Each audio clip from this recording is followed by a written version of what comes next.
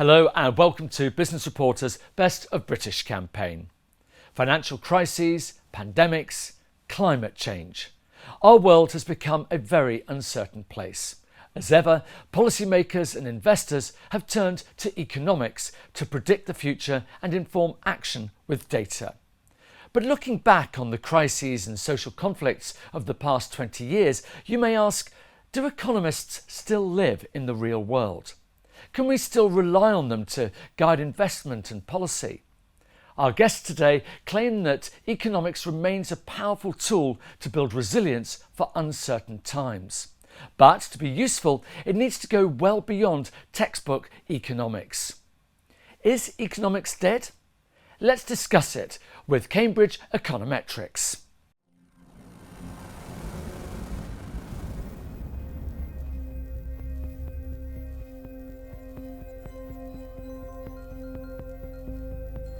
Good morning. Good morning. Good morning. What's broken in economics today? I mean, what's not working?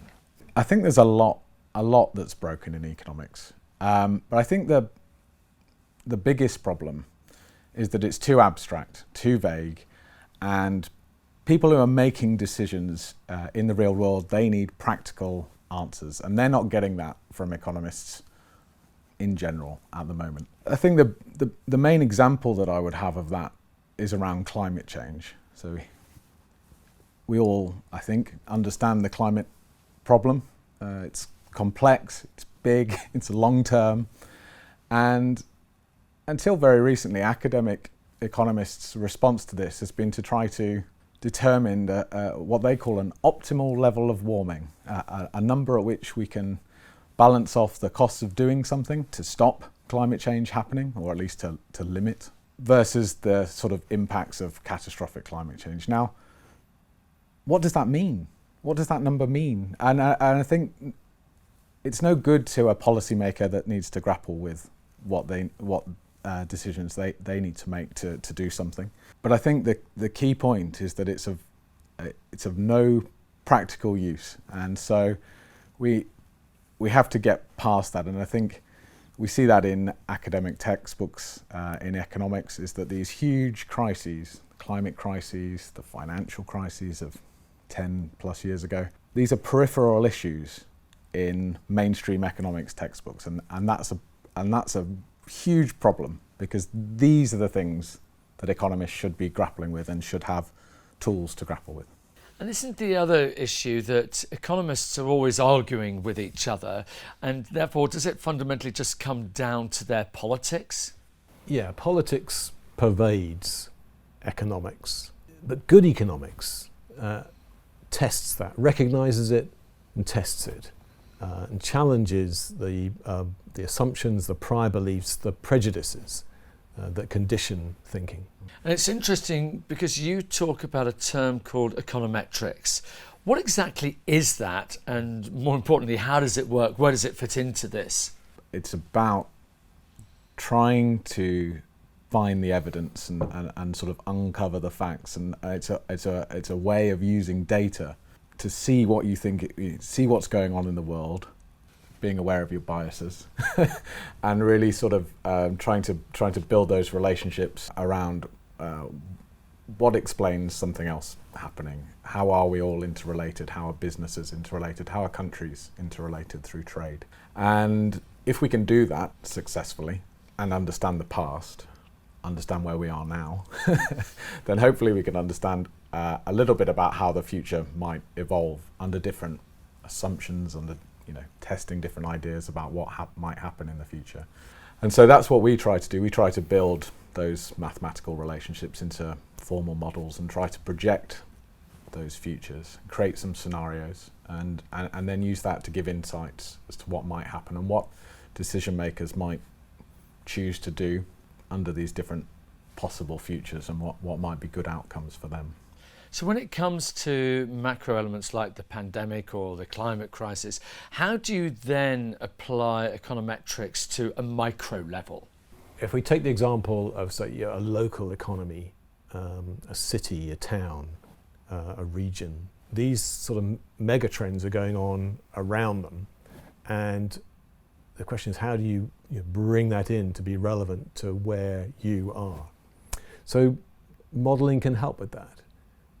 So you can look at, for example, with the pandemic, you can look at the kinds of businesses that have been most affected by the cutting off sort of social consumption spending, for example, or being able to work together in an office, a factory, or a shop. You can look at the kinds of spending that have been affected by, or businesses that have been affected by the loss of footfall in central areas.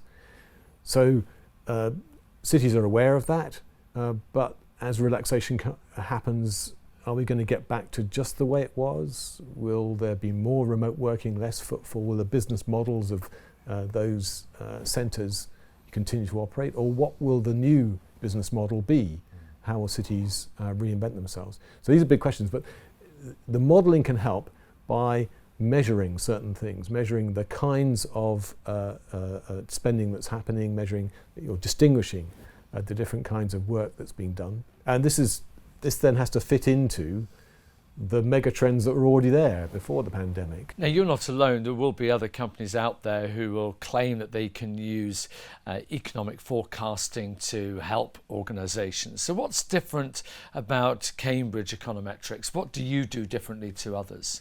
I think the key thing that we bring is that we connect the person's day job, if you like, their particular business, their particular questions that they're asking, with these broader societal economic issues that they know somehow are important, but just how does it affect them?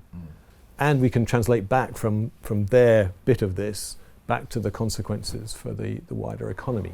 You talk about the new economy, and of course we all know that change is almost accelerating. So when it comes to forecasting, do we think that maybe there might be a consensus of economics in the future? And for that matter, when we talk about the future and trends, what are the kind of things that decision makers should be looking out for when it comes to the future? And I think that's what's exciting, is that we're a world awash with data, and we have all sorts of new computing power. And I think trying to really understand the world requires that we understand as much data as we can. I think that's what will stand economics in really good stead. And I think that's where we're going, to try to embrace complexity and the complexity of the world, and that means really understanding a lot of data. And I think that's quite exciting, and hopefully that starts to overcome some of the problems in economics, because it is practical, it is of use, if you like, and it's necessarily the real world, because that's what we're observing. So I think it's connected to people and to decision makers. So I think it's an exciting time actually for economics. Well, it's certainly been really interesting to see how economics can actually help us in the future when it comes to forecasting and giving some sort of tangible, useful information that every business can use. So it's been great finding out more. Richard Looney, Philip Somerton from Cambridge Econometrics, thank you very much indeed. Thanks very much.